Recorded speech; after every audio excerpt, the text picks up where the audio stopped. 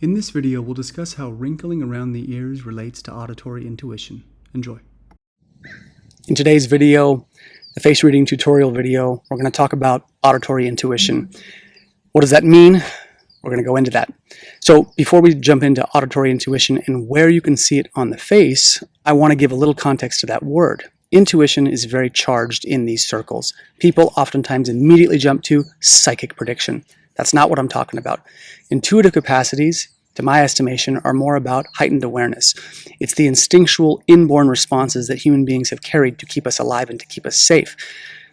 To flesh that out even more, over the years, studying Chinese medicine, being a face reader, this is my best estimation. Okay, this is my take on what I think intuition is, and it's a way to think about it, so I'm going to share it with you.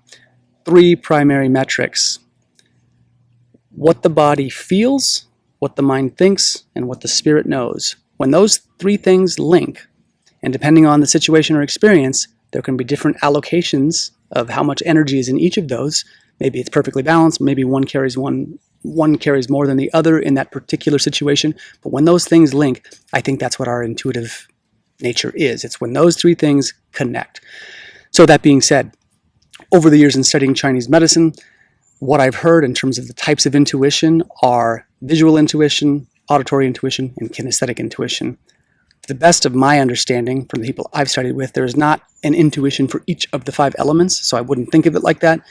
Visual relates to being able to see things to a degree, and I'm not talking about the sixth sense and I see dead people. I mean, maybe, who knows? Maybe that person exists.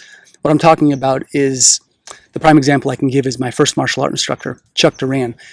When he would watch someone do a form, he would watch them do martial arts. When they would extend their body and throw a punch or throw a kick, he would tell me, he'd be like, hey, the force from the ground is getting stuck in their hip. I said, how can you tell? And he's like, I don't know, I can just kind of see it. And then he would go over to the student, tell them to, like, how to basically, he would adjust their hip mechanics through movement and principle and, like, take this down, move this up. And invariably what would happen is the form would look so much cleaner, they would have less discomfort in doing the form, and they would hit harder. When a student would walk in, just walking in, hey Dave, or hey Jerry, is your low back or your right knee bugging you? 90+% of the time he was on point. I said, how can you tell? He's like, I can see it in their gait. He could just see these little subtle arrhythmias in their structure that were yielding discomfort. He had no training in it, nothing. He just was able to do it. I wasn't as good at this as he was naturally, but over the years and studying with him 5 days a week, 2 hours a day, I got better. And so that's the other thing about intuition, is that our capacities for intuitive stuff can get better. So the last one is kinesthetic. So like body workers might be familiar with this, but you touch someone's body and you might have a sense or a knowing about what's really going on with them. So auditory intuition. These marks are going to show up right here. Okay, these wrinkles that will show up near the tragus or at the top of the ear. Sometimes they'll connect all the way down. Sometimes there'll be multiple lines that will connect. So what that means in the auditory capacity, according to face reading theory, is that the tones of voice, listening to the stories being told to you, whether they're on the news or from a person, and listening to the silent spaces between words. That was a big one that my teacher, Lillian Bridges, my late teacher, stressed. Listen to and think of silence as a rhythm within a conversation, and tuning into that silence, listening to the silence, and when that silence comes in is relevant. And so these were dynamics that she shared with me, given I have these wrinkles. So I'm going to use myself as an example in this. I took some pictures out here at the park. Depending on lighting, sometimes you can really see how prominent these are. In these photos, less so, but sometimes in a certain shadow, you're like, oh yeah, there it is. It's very clean. So I'm going to talk about this because this has been true and relevant for me. I'm going to tell you a quick story, nothing too long. And given the sensitivity of what I'm about to share, I'm not going to mention any names. But when I was younger, one of my first relationships, I was dating a woman, and we were driving in my then girlfriend's vehicle to go meet her friend. I'd never met the friend either. As we pull up to the friend's house, I turn the ignition off of the car. I'm driving. I open the door. And as I open the door, I hear the friend's parent, the dad, inside the house say something to the effect of, hey, where are you going? When are you going to be back? Keep me posted. Some very basic parental thing was said.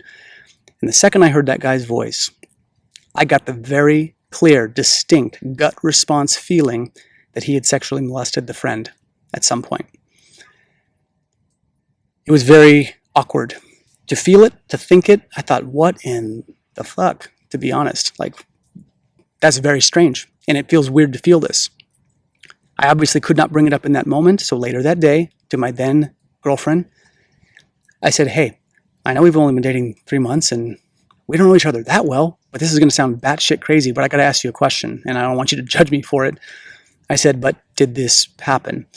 And she just kind of turned pale. Her mouth went open. And she, after about 5 seconds, she says, how do you know that? And I said, I don't know. But when I heard his voice, I got a hit. And she's like, not only did that happen, it happened many times over many years. And it's an ongoing trauma for my friend. So please don't bring it up, of course, of which I never did. But this is an example of auditory intuition. For whatever reason, I was able to pick that up. Now, does that make me psychic? No, it does not. Has it ever happened with that level of clarity since then? No, it hasn't.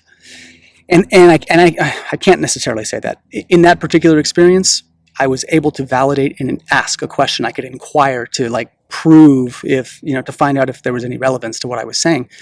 So what I did do from that point forward, though, was listen to when I heard things. And this is well before face reading and everything, but that experience was so strong, it was so impactful that I did listen to those dynamics, pun intended. So again, that doesn't mean I'm explicitly psychic, and I also can't turn it on. It's not like if I met you and I heard your voice, I'm like, oh, at 2 o'clock you took a dump at Walmart. Like, I'm never going to know that. I don't think. I hope not. God, I wouldn't want that. But I'm not able to turn it on. And I don't think that intuition is like that. I think if there are arrhythmias in our life terrain, in our external environments, sometimes for whatever reason, we have an intuitive knowing. I think these are the things that kept us alive and kept us safe, and they can be developed in anyone. So in any case, this is sort of my spiel on auditory intuition.